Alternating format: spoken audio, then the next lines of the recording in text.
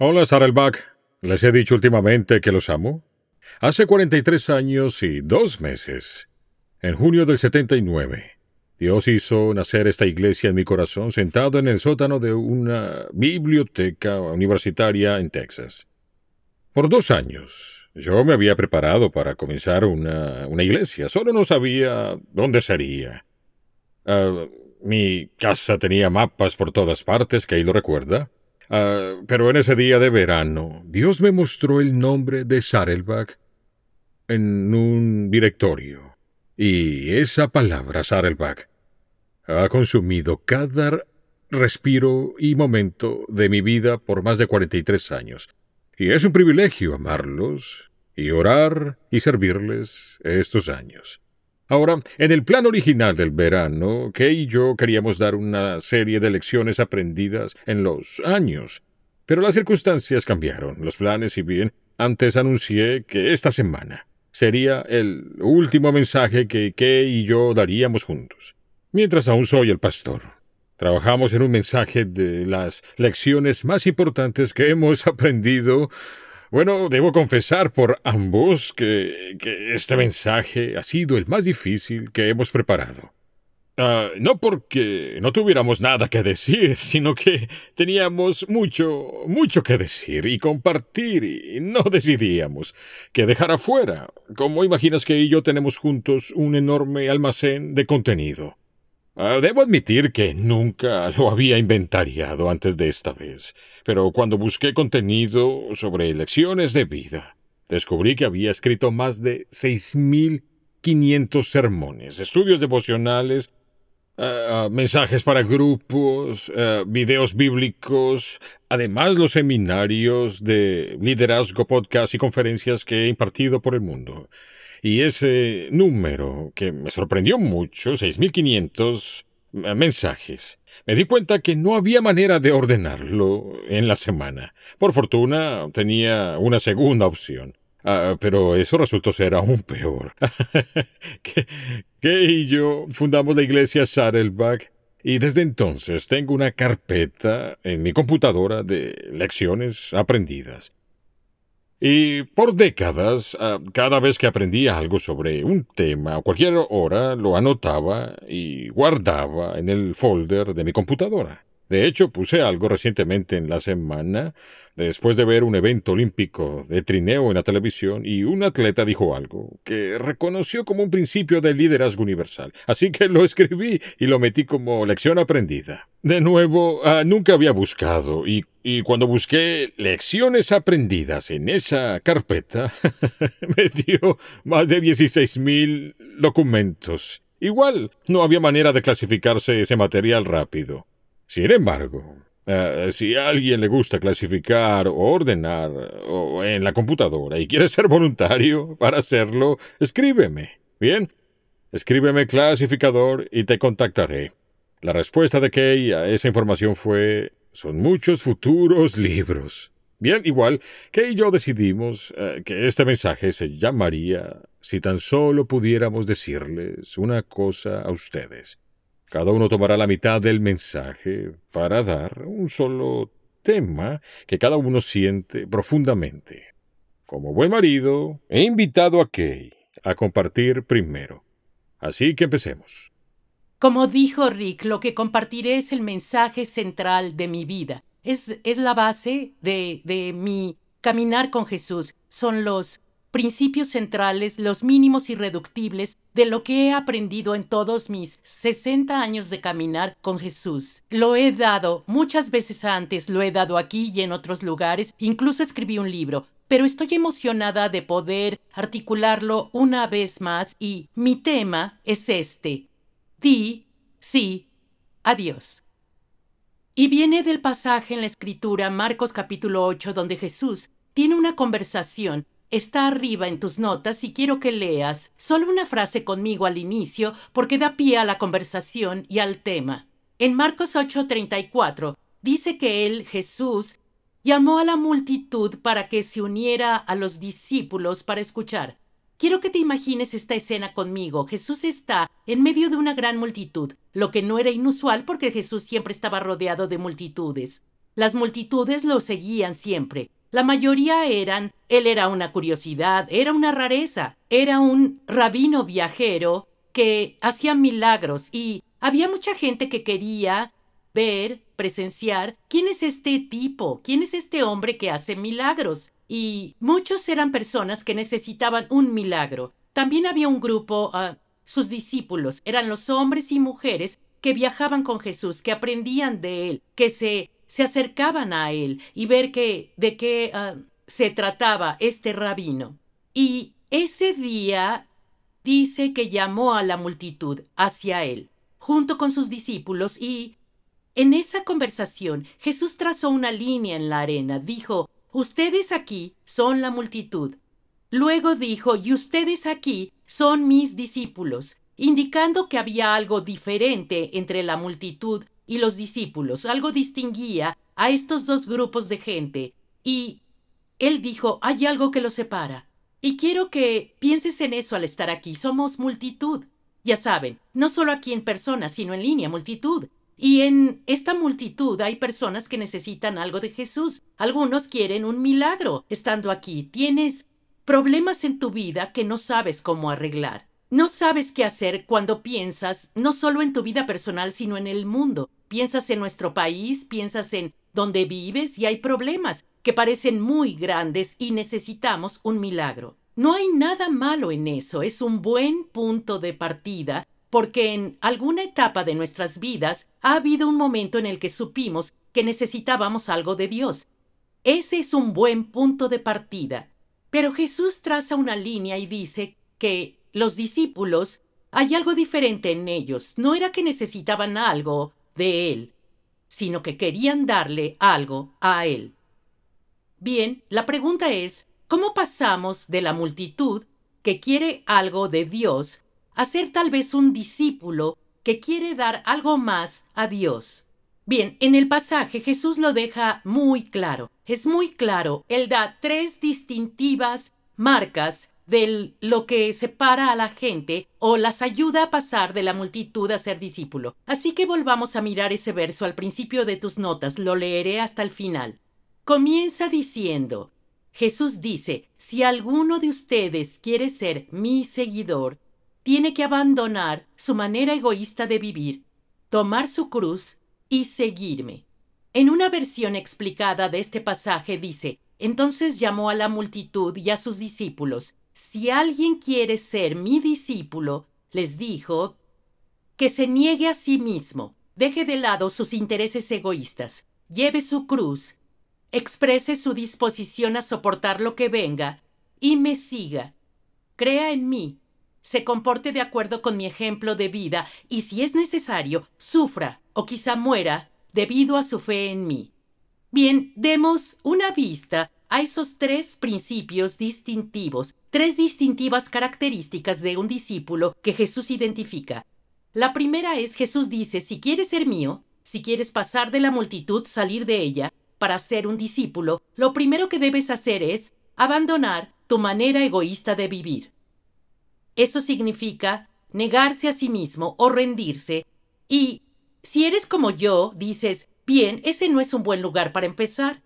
No estoy nada interesado en negarme a mí mismo. No estoy nada interesado en negarme a mí mismo, rendirme. Esa no es una palabra muy popular, particularmente en esta cultura, porque asociamos la palabra rendición con debilidad o impotencia o incompetencia. Pero en el vocabulario de Dios, rendirse es la palabra más hermosa. Es la palabra que lo conmueve, más que cualquier otra acción que podamos hacer. Pero, ¿por qué es así? Porque en su raíz, rendirse solo significa decir sí a Dios. Rendirse significa decir no a mí mismo y decir sí a Dios, y no hay nada más dulce al oído de Dios que un hombre o una mujer que dice sí, Dios, sí, a lo que me pidas, a lo que digas, a lo que quieras de mí. Mi respuesta es sí. Nada es más dulce a los oídos de Dios que la rendición. Pero eso no es fácil. Y pensé en 3 cosas que me retienen en mi vida y tal vez también a ti en varios puntos, de poder decir que sí a Dios, y la primera es comodidad. Escucha, me gusto demasiado.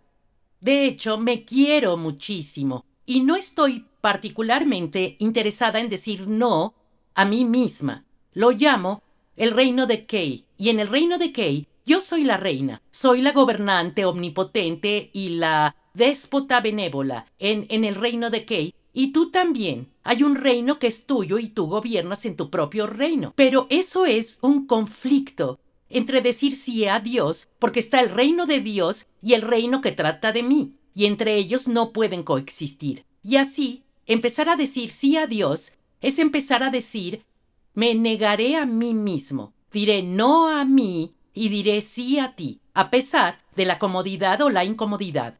Lo segundo que creo que se interpone muchas veces en decir sí a Dios, de entregarse y de ser un discípulo de Jesús, es el control. Siendo honesta, soy un poco rebelde. Yo no quiero que nadie me diga qué hacer. Y podrías ir a mi pasado y ya sabes averiguar por qué yo respondo así, pero sin importar que así sea, no quiero que me controlen. Y soy una paradoja interesante porque realmente yo sigo las reglas. Pero el tema es que me gustan las mías y que deben tener sentido para mí. Así que puede ser que me gusten mis reglas y no las tuyas. Pero, como te darás cuenta, eso obviamente se interpone en la rendición de decir sí a Dios. Gary Thomas dice que lo principal que nos impide rendirnos por completo a Dios es nuestra adicción a dirigir nuestras vidas. Puedo dar testimonio de eso. Creo que la tercera cosa que se interpone en el camino para entregarse a Jesús, para ser un discípulo de Dios, es el miedo. Esto no es tan obvio. Creo que querer la comodidad y querer el control, casi todo el mundo lo entiende, tiene sentido, pero no siempre pensamos que el miedo es algo que se interpone en el camino para rendirnos a Jesucristo, pero lo es. En algún momento del camino me di cuenta de que tenía la idea, el miedo, de que si le decía sí a Dios, que si hacía una de esas oraciones, puedes hacer lo que quieras conmigo, Dios, de alguna forma Dios lo tomaría y la usaría en mi contra, y que en el fondo mi vida caería de inmediato en el momento en que me rindiera. He hablado con personas que comparten ese miedo. Es difícil de admitir, difícil de decir, porque se siente como, ya sabes, que no confías en Dios, y en realidad es así, pero tenemos en la cabeza, ¿sabes? Jugamos este juego con Dios. En medio de la noche, tu cabeza en la almohada, todo en silencio y con solo tú y Dios. Y este pensamiento captura tu mente. Si le digo sí a Dios, tal vez me va a dar cáncer. Si realmente le digo que sí a Dios, tal vez no me case. Tal vez la persona que amo rompa conmigo mañana. Si digo totalmente que sí a Dios, tal vez Dios me envíe a ser misionero a algún lugar al que nunca he querido ir. Sea lo que sea que tú sientas en ese momento, si esto pasara, no sé si podría amarte por completo, Jesús. Es un todo o nada. Dios, te amaré siempre que no toques a mi novio, mi marido, mis hijos, mi esposa. Dios, yo voy a amarte y servirte siempre que yo siempre tenga lo que necesito financieramente. Dios, voy a amarte y servirte siempre que no tenga que pasar por esa prueba en particular o sufrimiento. Lo hacemos como si pudiéramos jugar ese juego con Dios. Cuando estamos rendidos de verdad a Jesucristo, entendemos que Dios es bueno. Ahora, escúchame aquí. Dios es peligroso en el sentido de que es Dios y Él puede hacer lo que Él quiera.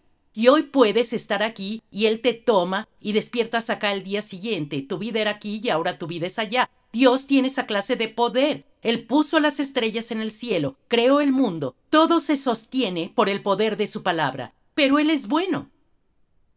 Él es bueno. Y cuando venimos a Él y confiamos en un Dios bueno. A veces tememos que al decir sí, sucederá algo malo. Mi amiga Beth Moore dice, lo malo vendrá porque lo malo vendrá. Pero aquellos que no se han resistido a Dios podrán encontrarlo cuando el mal llegue. Así que, escucha, dile sí a Dios. Y eso no hará que el mal se aleje de ti. El mal vendrá porque hay maldad en el mundo y el mundo está roto y hay mucho sufrimiento. Pero no será por haberle dicho sí a Dios. Y vas a tener lo necesario si llega el mal.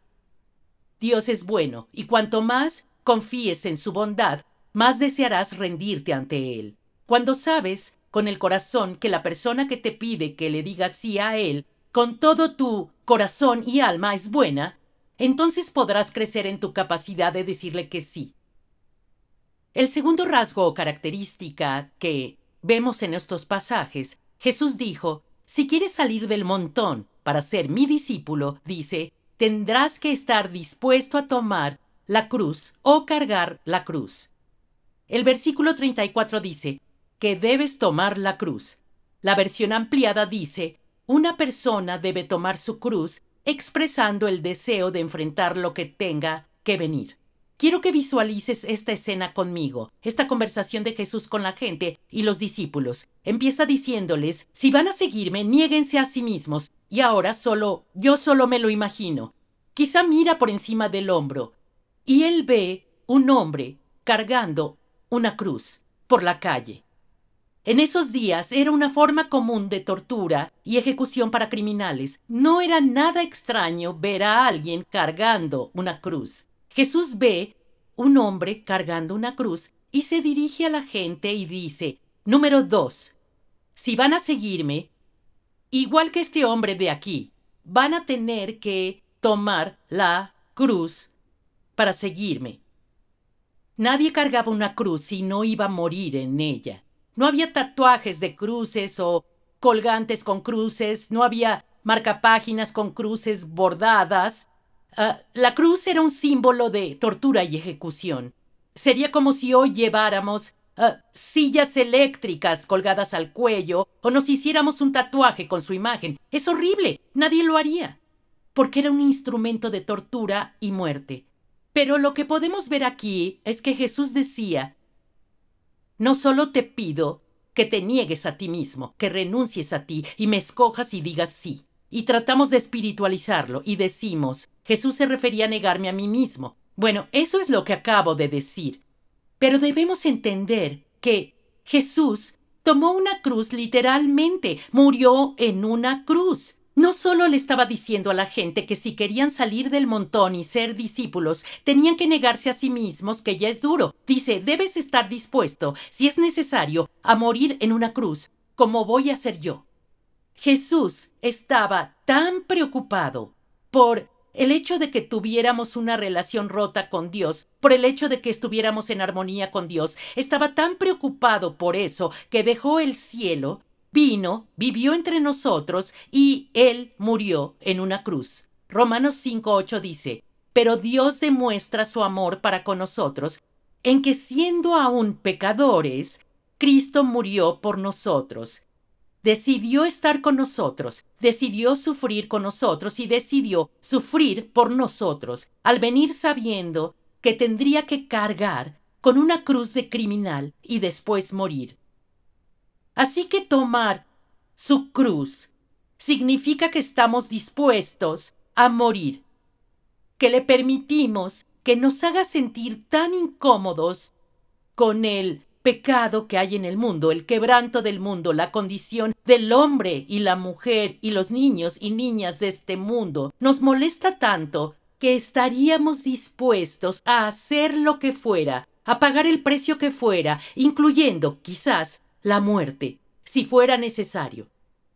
Llega un momento en la vida en que, como seguidores, discípulos de Jesucristo, debemos hacernos preguntas como estas. ¿Cuánto voy a dejar que Dios me incomode? ¿Cuánto voy a arriesgar por Él?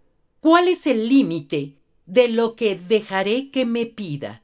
¿Voy a dejaré que mis ojos y oídos se abran al sufrimiento de este mundo, a la maldad, tanto que estaré dispuesta a cargar una cruz y, si es necesario, pagar el mayor precio posible, que es dar mi vida?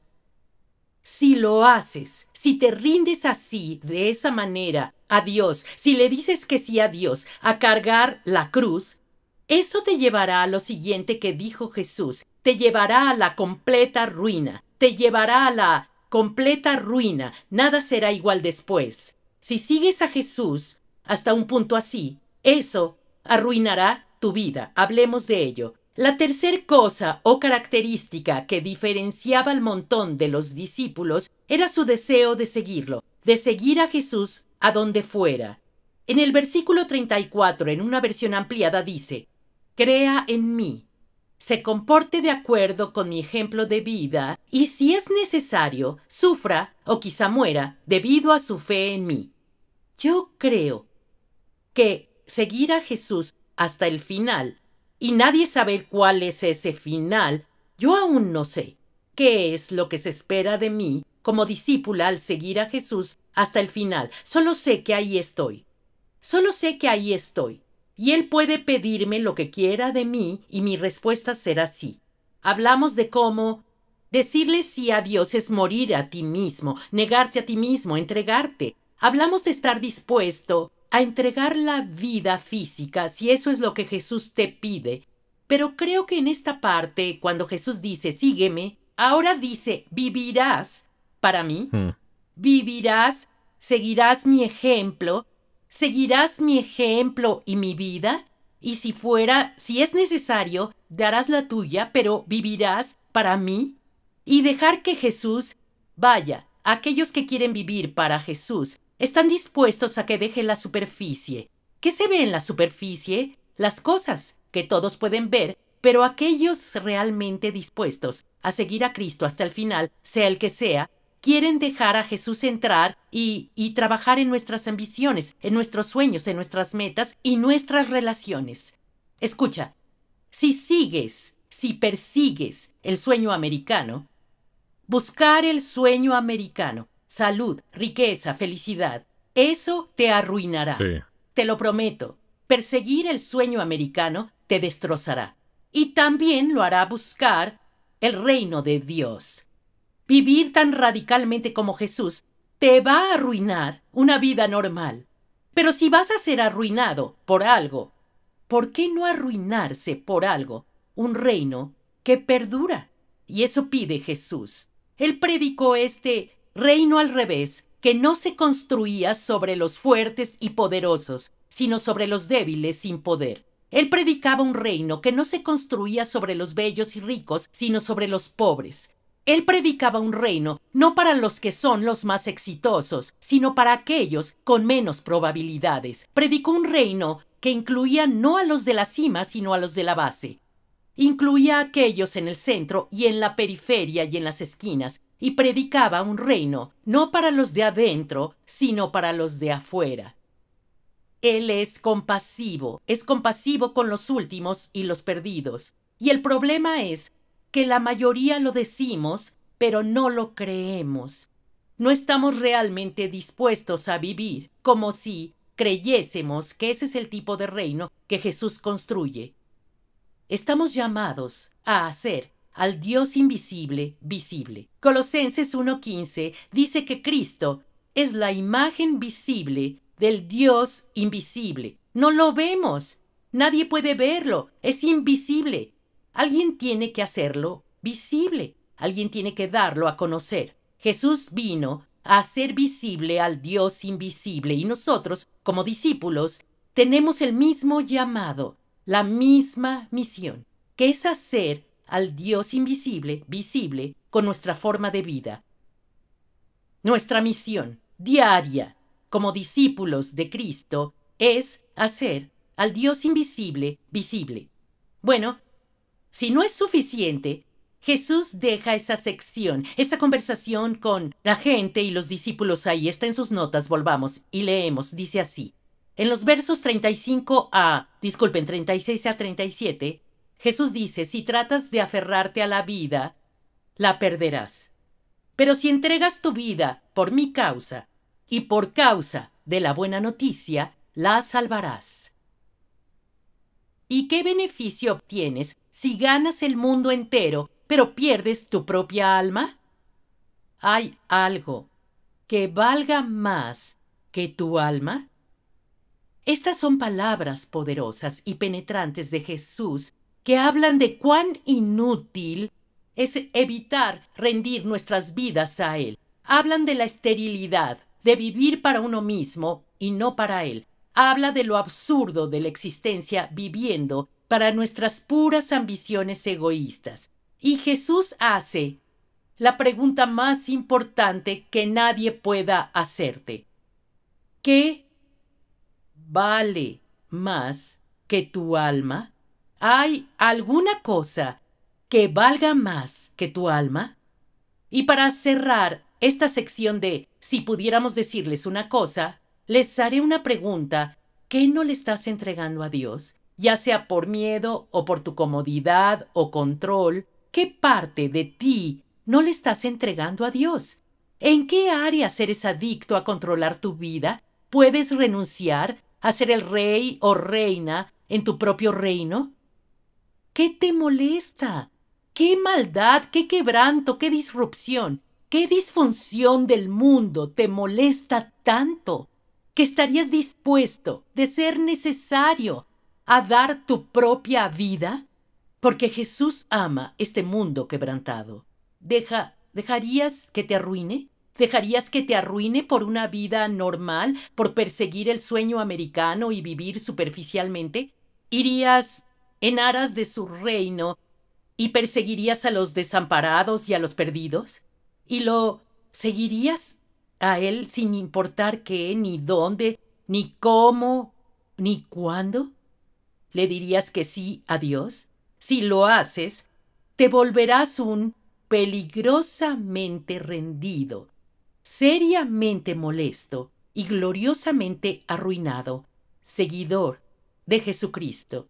Y vas a hacer al Dios invisible, visible, en un mundo que desesperadamente necesita conocerlo.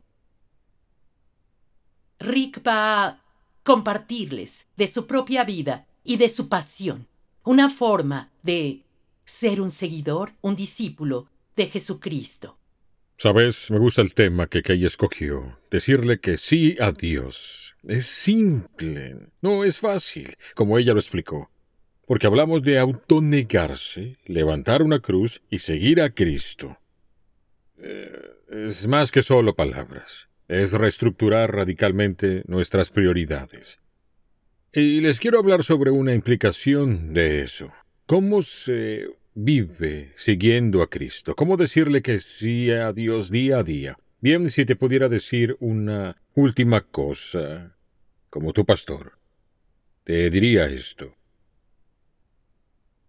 Lleva una vida de amor. Lleva una vida de amor. Inyéctale amor a todo lo que hagas. Y exprésales amor a todos con cuantos te encuentres. Efesios capítulo 5, verso 2. Dice, lleva una vida de amor. Así como Cristo nos amó. Que ella habló sobre esto. Primero dio su vida, se entregó por nosotros como ofrenda y sacrificio fragante para Dios. ¿Cómo ama Jesús? Este verso que recién leí nos dice 3 formas en que Jesús ama. Miremoslo otra vez. Dice esto. Lleven una vida de amor así como Cristo nos amó y se entregó por nosotros como ofrenda y sacrificio fragante para Dios. Nota primero, Él se entregó por nosotros. ¿Encierra eso? Él se entregó.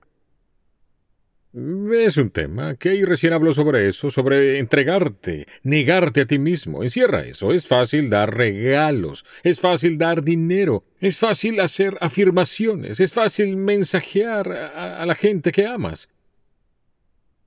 Pero quiero preguntarte, ¿por quién te estás entregando? ¿Por alguien? ¿Te estás entregando por alguna persona, además de aquellas que ya amas? Ahora quiero que encierres las palabras ofrenda y sacrificio en el verso, ofrenda y sacrificio. Estas palabras significan que al amar como como Cristo toma la iniciativa. Ofrenda significa ofrecer. Tú tomas la iniciativa, no esperas a que alguien venga a ti. Quien ama como Cristo también dice, sacrifica, tiene un costo. En otras palabras, hay un precio personal que pagar. Ofrecer algo significa que tú no esperas a otro. Tomas la iniciativa, ofreces, dar. No esperas a que te pidan. Ofreces amor a personas que quizá ni saben que lo necesitan. Siguiente verso. Primera de Corintios 16:14 dice, hagan todo con amor. Bien, sé que dices, ya sé, Rick, esto es un lindo ideal. Hacerlo todo con amor. Pero ¿en verdad es tan importante? Siguiente verso, Colosenses 3:14 nos dice, lo más importante de todo es que se amen los unos a los otros.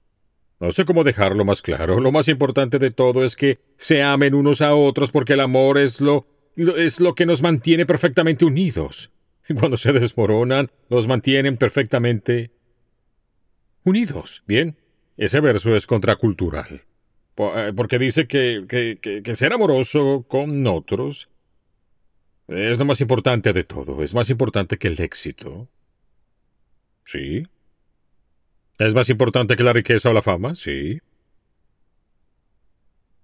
¿Es el amor más importante que vengarse? Sí. ¿Es el amor más importante que tener razón? Eh, sí. ¿Es el amor más importante que ser comprendido? Sí. Todo significa todo. Ahora mira el siguiente verso, 1 Corintios 14:1. Me encanta esta versión. Nos dice que el amor sea su meta más alta. Que el amor sea su meta más alta. ¿Qué estoy diciendo? Todos estos versos, podría haberte dado decenas más, refuerzan exactamente la misma verdad. Aprender a amar mejor. Mejor de lo que lo haces ahora. Sí, amas, pero necesitas ir más profundo. Yo también. Aprender a amar mejor debería ser mi prioridad el resto de mi vida. ¿Harás eso? ¿Convertirás el aprender a amar mejor en la prioridad por el resto de tu vida? ¿Por qué debo hacer eso? Bien, veamos el otro punto. Sabes que el famoso pasaje en la Escritura sobre el amor es 1 Corintios 13. Es la carta de amor de Pablo. La citan en las bodas siempre. 1 Corintios 13. Los primeros 3 versos, el verso 8 y el verso 13, nos dan 4 poderosas razones por las que esto debe ser tu prioridad en la vida. Ninguna cosa más, esto debe ser tu prioridad en la vida. Porque se detalla en 1 Corintios 13 cómo el amor o la vida menos amor es igual a nada. En estos versos, Dios, es interesante, conforme los estudiaba esta semana, Dios ataca las más comunes fuentes de soberbia. Ataca las cosas comunes en las que basamos nuestra identidad. Sabes, a algunas personas les enorgullece lo bien que se comunican.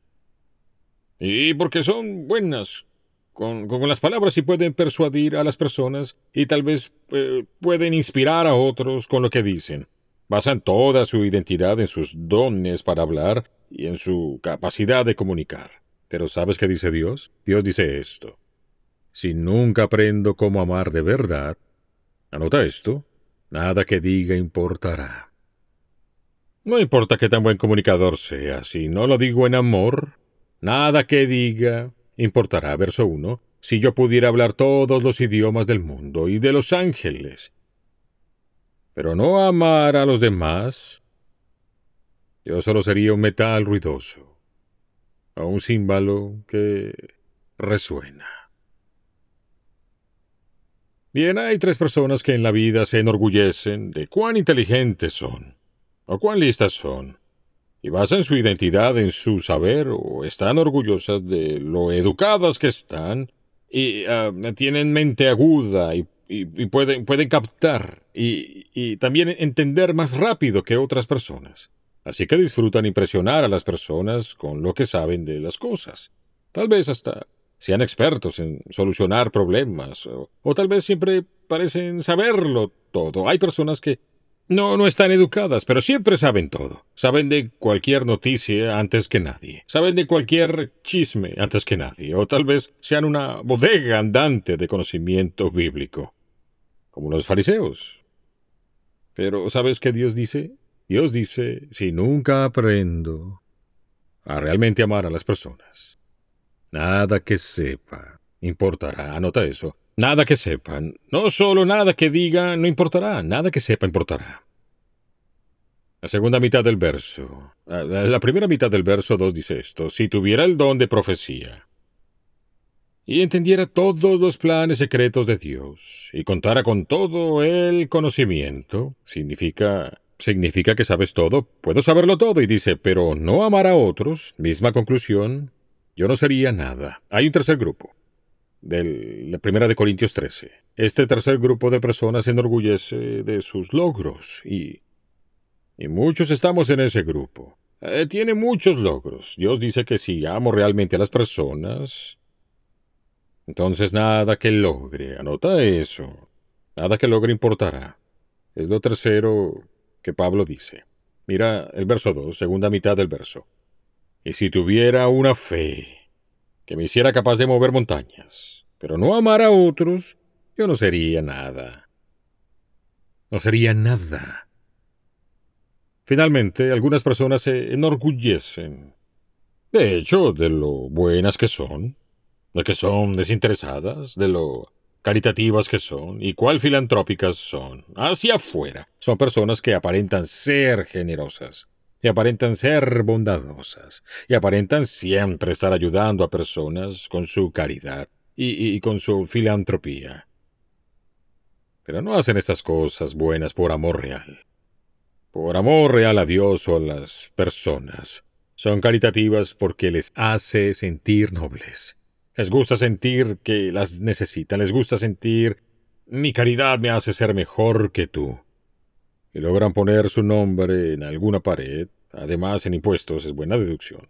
Pero ¿sabes qué dice Dios sobre esto? La cuarta cosa. Dios dice que si mi motivo no es el amor. Número 4. Anota esto. Entonces nada de lo que dé o sacrifique importará. Todo es sobre el amor. Mira este verso 3. Primera de Corintios 13. Si diera todo lo que tengo a los pobres. Y hasta sacrificar a mi cuerpo. ¿Pensarías que con eso Dios te sonreiría? Dice, pero si no amara a los demás no habría logrado nada. ¿Qué está diciendo aquí en la Escritura? Está diciendo que a Dios le importa más porque haces algo bueno que lo que haces. O aún cómo lo haces. O que también lo haces. Primera de Samuel, capítulo 16, verso 7, dice, el hombre mira la apariencia exterior, pero el Señor mira el corazón. Así que resumiré todo lo que he estado diciendo. Gálatas 5:6 lo resume así. Gálatas 5:6. Lo que vale es la fe que actúa mediante el amor. En la Escritura, Dios nos da muchas formas de crecer en el amor. Yo solo rasqué la superficie. Pero solo deja que te encarrile hoy, con 3 simples pasos. Son como los primeros pasos de bebé. ¿Está bien? Anótalos. Así es como empiezas el resto de tu vida para hacer del amor tu prioridad, para aprender a amar como Jesús. Número 1. Sigue recordando cuánto te ama Dios. Ese es el primer paso. Seguir recordando cuánto me ama Dios. Amamos porque Dios nos amó primero. En Primera de Juan capítulo 4, versos 7 al 11 dice, el amor viene de Dios. Se ha pervertido, pero el amor viene de Dios. Dios mostró cuánto nos ama al enviar a su único Hijo al mundo, para que tengamos vida eterna por medio de Él. En esto consiste el amor verdadero. El resto del verso dice así, ya que Dios nos amó tanto, sin duda nosotros también. Debemos amarnos unos a otros. Dios nunca deja de amarte, aun cuando tus actos no lo ameritan, ¿Cuántas veces les he dicho, no puedes hacer que Dios deje de amarte? Así que, si quieres que el resto de tu vida sea diferente, aprende a vivir una vida donde el amor es la prioridad, la meta más alta, el mayor objetivo. Trata de recordar constantemente, cada día, cuánto te ama Dios. Esto es lo segundo. Pasa más tiempo con Dios y su palabra. Esta es la manera más rápida de desarrollar una mentalidad de amor y una vida de amor. Primera de Juan 4:17. Y al vivir en Dios, nuestro amor crece hasta hacerse perfecto. Al vivir en Dios, nuestro amor crece hasta hacerse perfecto. ¿Sabes? Cuando pasas tiempo con una persona, empiezas a copiar sus rasgos, buenos o malos. Pasa más tiempo con la palabra de Dios. Te sugeriría que empieces por Primera de Juan. Empieza esta semana. ¿Quieres ser un esposo más amoroso? Pasa más tiempo con Dios. ¿Quieres ser más amoroso como padre o madre o esposa? Pasa más tiempo con Dios. ¿O un amigo más amoroso? Pasa más tiempo con Dios. Y así vas a pasar tiempo con Dios, leyendo su palabra. Y sabes, puedes orar por esto. Dios quiere que le pidas ayuda para ser más amoroso. No tienes porque no pides. Hay muchas oraciones en la Biblia, particularmente en el Nuevo Testamento sobre el amor. Hay una de las notas, Efesios 3:17. Escúchalo, es hermoso. Mira la metáfora. Pido al Padre. Efesios 3:17. Pido al Padre que su amor sea la raíz y el cimiento de su vida. Qué hermoso. Déjame preguntarte, ¿la raíz de tu vida es el amor? ¿O su raíz es, como dijo Kay, el reino del yo? ¿Su raíz es el egoísmo? ¿Cuál es su fundamento? Sabes, muchas personas echan raíces en la tierra, pero en la tierra incorrecta. Echan raíces en la tierra del resentimiento. Echan raíces en la tierra de culpar a otros por tus problemas. Echan raíces en la tierra del prejuicio, la intolerancia, el miedo. Echan raíces en la tierra de la ira o el egoísmo. Sabes, es fácil ver cuál, cuál, cuál es el fundamento de la vida de alguien por cómo reaccionamos con otros. Jesús lo dijo así: por sus frutos los conoceréis. Los frutos de tu vida son las cosas que se ven. La gente no puede ver las raíces de tu vida, pero sí ven los frutos. Y los frutos son producto de la raíz. Para ser amoroso en todo tiempo, debes echar raíces en el amor de Dios. Pasa tiempo con Dios cada día. Lo tercero, practica la elección de actuar amorosamente. Es lo mejor que puedes hacer con tu vida, lo más importante, la meta más alta, búscala. Nada importará más. Es lo más importante según Dios. Déjame terminar con un testimonio de amor. Algunos pasan tiempos difíciles hoy. Si construyes tu vida en el amor y es tu motivación para seguir, puedes superar tiempos difíciles que nunca creíste superar. Uno de los grandes beneficios de tener el amor como motivación es que el amor te da mucha resistencia para seguir adelante a través del dolor. Yo lo sé, por experiencia propia. Algunos saben que nací con un desorden cerebral y lo he tenido toda mi vida, y he ido a la clínica Mayo y visto a los mejores doctores, y nadie ha dado con una cura hasta este punto. Uno de los efectos de este síndrome es que a menudo hablar en público puede ser increíblemente doloroso para mí. ¿Quién, tú? Sí. No es obvio. No es obvio por mi apariencia. Pero mis seres queridos, ellos saben la agonía por la que paso cada vez que enseño. Sabes, realmente creí que era una locura que Dios elija un pastor para la iglesia, que experimente dolor cada vez que habla. Porque al iniciar la iglesia, le dije a Dios que solo podía predicar un servicio, pero nunca haría dos, sería muy doloroso. Pero crecimos, le agregamos servicios y fuimos 2 a 3 y 4 servicios, 5 servicios, 6 servicios, y luego docenas de servicios, uno tras otro en fiestas. Y siendo honesto, era como pasar por una cámara de tortura, repetidamente, una y otra vez. Y hubo tantas veces que quise darme por vencido, pero no lo hice. Y he seguido soportando ese dolor por 43 años, sin que la mayoría lo supiera. ¿Por qué? Porque siempre traté de hacer todo esto por amor. A Dios y a ti. Si alguien me preguntaba, Rick, ¿no te encanta predicar? Decía, no, para nada. Es un dolor para mí. Y decía, ¿y por qué lo haces? Y le decía, te diré por qué. No amo predicar, pero amo a los que me escuchan. Así que lo sigo haciendo para ellos, y soy adicto a cambiar vidas. Y he soportado 43 años de dolor por ese amor. Y se me ocurrió una oración que hago en mi mente todas las veces que cruzo el escenario hacia el podio o púlpito para enseñar. Y dice así: Padre, te amo, y tú a mí, y amo a estas personas, y ellas a mí. Tú amas a estas personas y ellas a ti. No es una audiencia con quien deba actuar ni a quien deba temer. Es una familia a quien amar. No hay temor en el amor.